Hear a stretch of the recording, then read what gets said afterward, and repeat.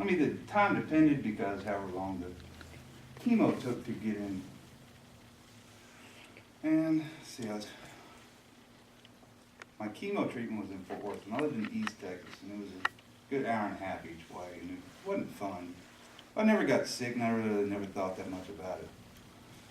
So I did a 6-week cycle, and they said I was good, and so 5 months after finishing my treatments, I had started getting these horrible headaches. And they did a CAT scan and revealed that I had a brain tumor. And so that was my first craniotomy that I had. So I had another round of chemo after that before I started brain radiation. And almost a year after that happened, I had another recurrence. This time, when they did the surgery, they decided they'd put chemo wafers on the tumor site in my brain. Which, to me, it sounded like it was a good idea, but turns out it wasn't such a good idea. A couple weeks later, started getting a little sick again, and they had to take me back to the hospital, and it turns out that they put too many in, and it kind of made almost an acid.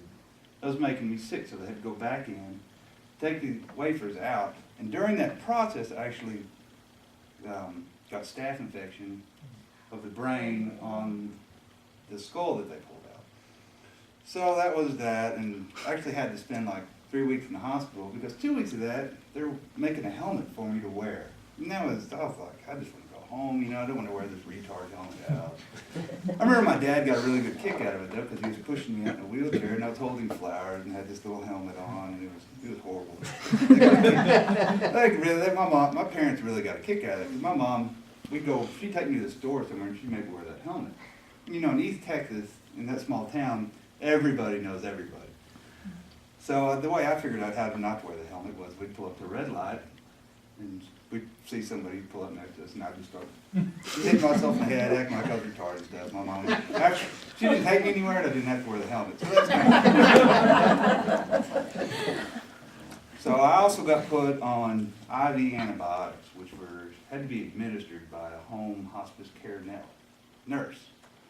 And they had to put a PICC line in, which the whole time before taking chemo, I'd refuse to get a PICC line in, I guess, because I just didn't want to really admit that I was sick. I just made them put IV in every day, and it wasn't that big of a deal. Well, the nurse had to come out 4 times a day to administer these IVs, and I guess somehow something got messed up where I actually got a blood infection, and I got sick again and had to go back to the hospital. Well, the PICC line was taken out, and they had to put a port in, and they put me on a stronger dose of antibiotics. Well, on that time I was referred to MD Anderson about having some teratomas removed out of my abdomen, which the teratomas were just a direct derivative of having testicular cancer and receiving chemo for it. But we got down there, and it's just a really bad experience. The doctor basically told us that there was a 90% chance that I wouldn't make it through the surgery. So my dad and I were kind of like, whatever, we'll go back home. So we got back to Fort Worth, and that same month I developed another brain tumor. And then after, they didn't do a surgery right away. They referred me to the UT Southwestern Hospital in Dallas for a stem cell transplant. And I began CyberKnife in June of 2007. I got accepted into the UT Southwestern Stem Cell Program and started daily Neupogen jobs to help promote the growth of my stem cells, which I didn't really know what that would mean, but it started out at 2 shots a day, and it quickly got to 24, 26 shots a day. Okay. All of them in my belly, just to promote stem cell growth, which, by the time I got done, my belly looked, it was black and bruised. It looked like somebody beat me with a baseball bat. That's all I was saying, I'd tell people. And let's see, my scheduled transplant date was July 11th, 2007. Well, 2 days before, or actually the morning of my stem cell transplant, I woke up and I thought I had a stroke because my whole left side, I couldn't move it, I couldn't walk, could barely talk. And I remember my dad carrying me down the stairs. I remember being rushed to the hospital, which I was an hour away, so it was a pretty long ride. And I remember getting in the hospital, but I don't remember my first ambulance ride. And they basically told my folks that if they didn't do surgery that night, that I wouldn't make it through the night.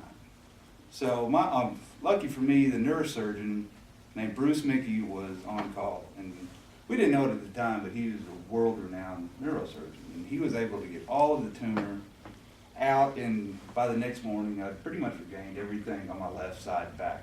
except for my peripheral vision, which I never really used it anyway, so it's not like I'm missing it now. And I started the stem cell transplant only 2 days after the surgery, so it didn't put it back that bad. But the stem cell transplant was 4 weeks in the hospital, and the only time I got sick is when they reintroduced my stem cells back into my body. So when I went home, we talked with the doctor and we decided that it was better to do a tandem stem cell transplant because they've had better results with that. So I went home, and I was home for a week or so, and I still had swelling of the brain because I was still missing I was still missing stuff. I can't remember what it was. It's all fuzzy to me. If I didn't have it wrote down, I'd just be babbling on. But I had to go back in because they found a small leak somewhere in my brain. So they had to go back in and clear it up and all that other stuff. And so that was another few days in the hospital. And then in August of 2007, I started my second stem cell transplant. I spent my 26th birthday in the hospital, and there's another 4 weeks in the hospital. Which that one went a lot better than the first one, I guess, because I kind of knew what to expect. By then I knew everybody in the hospital, from the janitor to the nurses, and so it wasn't that bad. And so I finally got to go home in September, and I was home one day. And I remember I was riding our four-wheeler or mule or something. My neck was really stiff, and went home, told my mom, and probably 30 minutes later I just started getting really sick and had a fever and stuff. So they rushed me to the hospital. And turns out I had spinal meningitis. So I was put back on IV regimen with strong antibiotics, which I was getting the home hospice care nurse and those IVs, and which in turn caused me to go into renal kidney failure, which it caused me another 2 weeks in the hospital. Well, after all that, things were good. It was like 8 months, everything was fine. And then I had just a routine PET scan, and they found those teratomas had come back in my abdomen, which they weren't cancerous, but they said they can turn cancerous pretty quick. So I opted to say, all right, well, I've done my first surgery, it's not that bad, let's get it done. So we scheduled the surgery for July 3rd. And I remember I was mad about that because I was telling the doctor, thanks for screwing up my 4th of July. And so, the surgeon, the whole time I was waiting for the surgery, I'll be honest, I had a really bad feeling about it. I didn't really want to do it. There was just something about it that I didn't like. And I remember the day of the surgery looking at my surgeon in the face going, you got this, right? You told me that you've done this before and it won't be a big deal. It's like, oh, yeah, 4 hours, you'll be in and out. Well, 4 hours turned into about 14 hours. And I had numerous complications, and they actually had to resect my vena cava, and when they did that, my left leg began to swell. And they had to actually perform a fasciotomy to relieve the swelling in my leg, which really didn't help that much. And so then on July 12th, they did an arteriogram. When they did that, they found that I had an occlusion on my left leg. So they did the aortic bypass. And it fixed everything, but it still didn't fix my leg. Which when they did that, they basically told me that, I was going to lose my leg, but they were going to try to save it. They were going to try to do it below the knee amputation first. So okay, that's not, it sucks, but it's not that bad. Well, they did the first amputation and it didn't go well. So they had to go back in about a week later and do it above the knee. So that was, the only thing I remember about that is they keep you awake for amputations. I still get nervous when I hear skill saws. And I started rehab a couple weeks after that, and I got out, and I told my parents, I was like, there's no way I can live in a wheelchair or on a walker or crutches or anything. So we found a prosthetic clinic in Nashville who they actually called me while I was still in the hospital, and I talked to the owner of it, and he's actually amputee too, and we all got it worked out where we were going to go up there. So we went up there. It was the week before Labor Day weekend. And those people worked, they worked all night the first night they were there, and we came back the second day, and they had a kind of a rough model of what I would have. And I stepped in it, and in 45 minutes I was walking without crutches or anything. The guy was like, wow. And so the next day they actually had my leg made, and my dad and I got on a plane, flew back to Texas, and went down when we got back.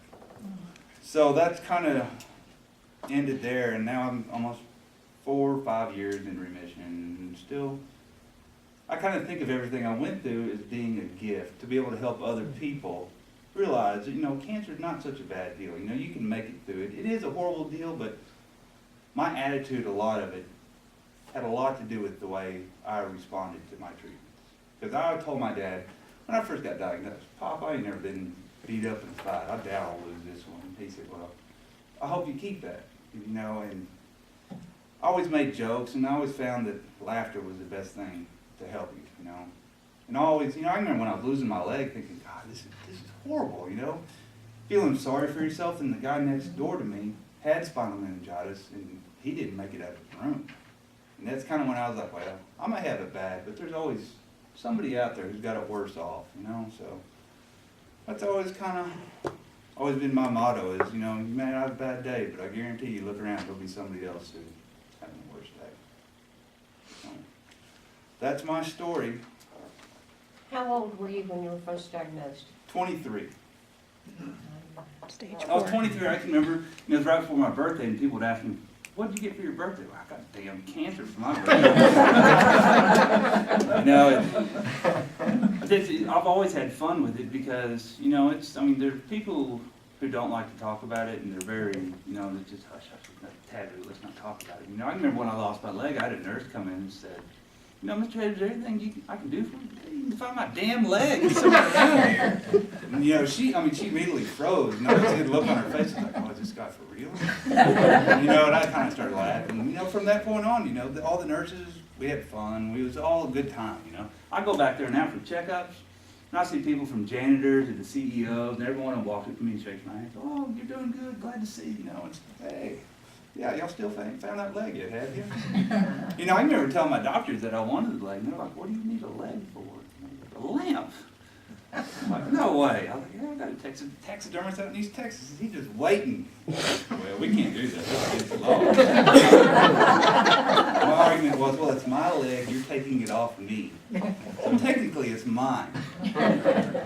Didn't work out. So, but that was it. Long road, but I'm here. How many surgeries? Oh, Lord. I would say probably total 40 or 50. It's my grandson. No, he's a runaway. He was on runaway the other day. Let's do it, yeah. Yeah, actually, when I had those fasciotomies, they probably did. Now what, speak English. That's the time. Yes. Oh, no, what they did is they took my left leg and they actually split it about that big, either side down to the bone. And they would come in every day and clean it out to try to get the circulation back. But they kept, I was actually in the hospital with my leg like that for a good 9 to 12 days. I really don't remember much of it because I was hitting a pain pump all the time. But the only time I could tell how deep it was when I could see the doctor's hands going knuckle deep in it. I have pictures of it, but I can't look at them, just make it turn every time I see it. So it's, it is what it is. You can't change it. So, there's no use being mad about it or anything like that. I'll tell you right now, I got more one-legged jokes than most of y'all want to hear. It's just like me having a wooden peg leg. I thought you was kidding. No, I'm not at all. Because when I was in the hospital, I actually had another amputee come in. He was an older guy. And he was telling me how he lost his leg. His ex-girlfriend shot it off or something like that. But this guy was a multi-millionaire deep-sea diver. He worked on oil rigs. I used to have a picture of him holding the deep sea helmet, and he had a little nub sitting right there. And he was telling me, he's like, I have a wooden peg leg, it's great for Halloween and Mardi Gras. I love this guy, So, that's kind of how I took it. This guy he made a lot of money with his handicap, and it never slowed him down. And that's kind of I've always tried to think about it is, I had hard days, but Day to day. yeah, today, it's better than waking up in the hospital. So, any more questions? You got anything for me? Makes my day seem. Thank you. Thank you. Thank you.